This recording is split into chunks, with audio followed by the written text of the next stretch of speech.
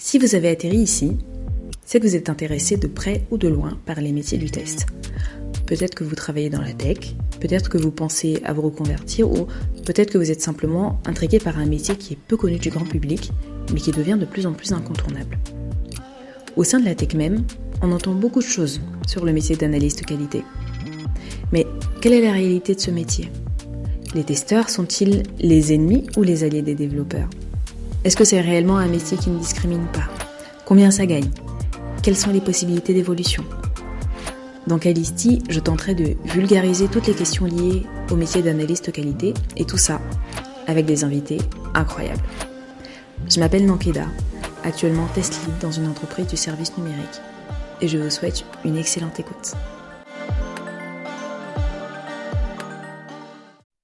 Comment faire en sorte que sur des métiers en tension, donc des métiers pour lesquels il y a plus d'offres d'emploi que de gens compétents et disponibles, on puisse payer de la compétence pour satisfaire aux besoins des entreprises. C'est-à-dire qu'on ne fait pas que former, mais on forme pour une raison bien précise, qui est permettre à des entreprises de recruter de nouvelles compétences. C'est ça notre métier. Donc on a très peu, paradoxalement, de salariés en formation, on a beaucoup de demandeurs d'emploi. Parce que souvent, pourquoi ? Parce que les gens attendent d'être dehors pour penser à la reconversion. Oui. Mais je pense qu'il y a une réflexion à avoir sur le fait de d'essayer de s'en préoccuper tout en étant en poste. Oui. Quand on voit que son poste commence à battre un peu de l'aile et qu'on commence à avoir une crédibilité restreinte sur son avenir, c'est là qu'il faut commencer à penser reskilling ou reconversion. Alors la différence entre reskilling et reconversion, parce que nous on fait du reskilling, elle est fine mais elle est intéressante. Reconversion pour moi c'est je passe d'un métier à l'autre, mais dans le nouveau métier je ne me sers pas de ce que j'ai appris dans l'ancien métier. Exemple, c'est le plombier qui devient chauffeur de taxi. Ça c'est une reconversion.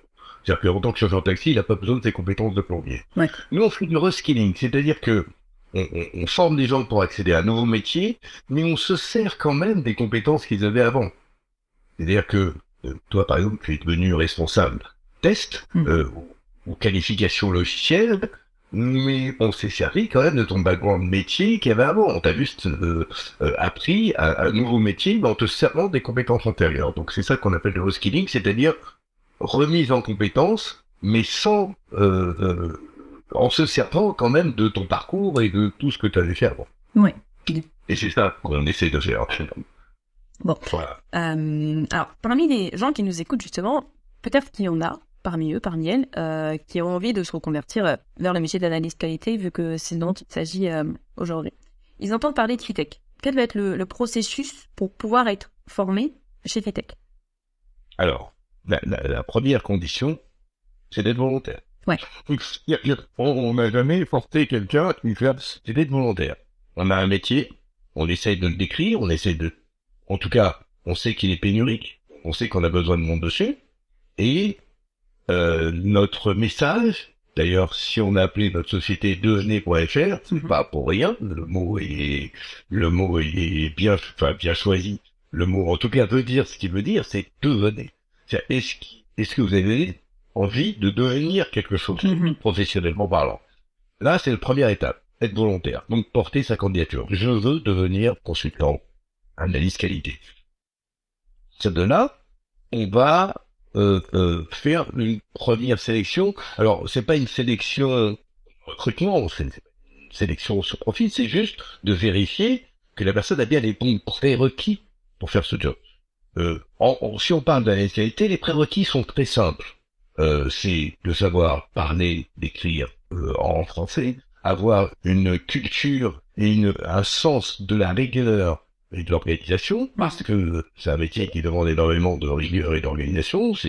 C'est pas, tiens, je vais tester au hasard comme ci, comme ça. Il y a des méthodes, il y a ce qu'on appelle un plan de test. C'est-à-dire que on doit planifier les choses, on doit les vérifier, on doit vérifier que quand, voilà. Donc il y a tout un processus dans ce métier qui est à respecter. Il y a des méthodes, des process, des outils à manipuler.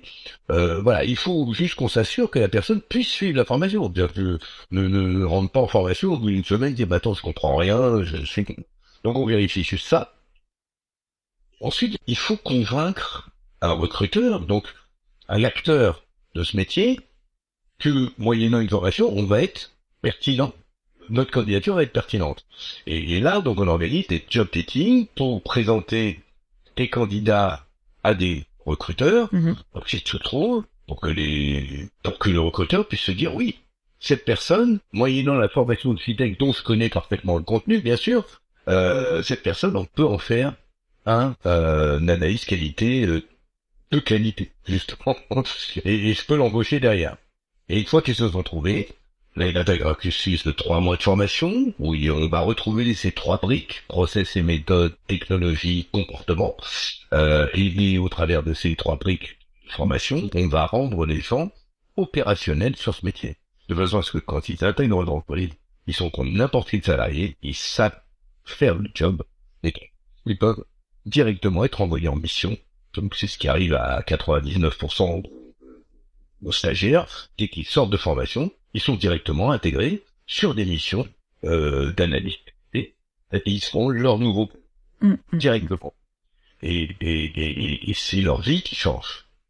Parce qu'effectivement, non seulement dans cette histoire, tout le monde a gagné quelque chose. Le recruteur, il a gagné sur un marché pénurique, un nouveau consultant qu'il a choisi pour sa personnalité, et qui est formé, compétent, qui sait utiliser les outils, qui connaît le métier, qui récupère une perle rare. Oui. Le candidat, lui, il n'a pas perdu sa journée non plus, il s'est trouvé une formation, un nouveau métier, des certifications et un CDI. Et au-delà de tout ça, il a surtout retrouvé de l'employabilité. Ouais.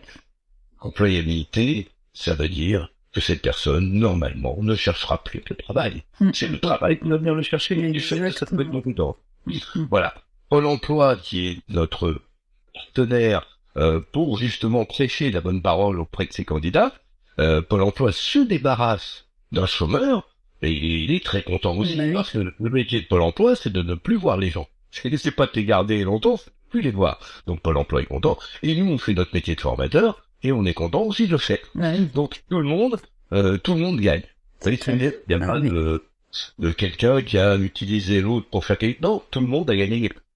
Si vous avez aimé ce que vous avez entendu, parlez-en autour de vous. C'est le bouche à oreille qui permet de faire connaître un podcast. C'est un métier qui mérite d'avoir plus de visibilité, selon moi, et vous pouvez m'aider justement à le faire connaître. N'oubliez pas de vous abonner au podcast et laissez-moi une petite note sur Apple Podcast, 5 sur 5 de préférence. Et puis, on se retrouve la semaine prochaine et d'ici là, portez-vous bien.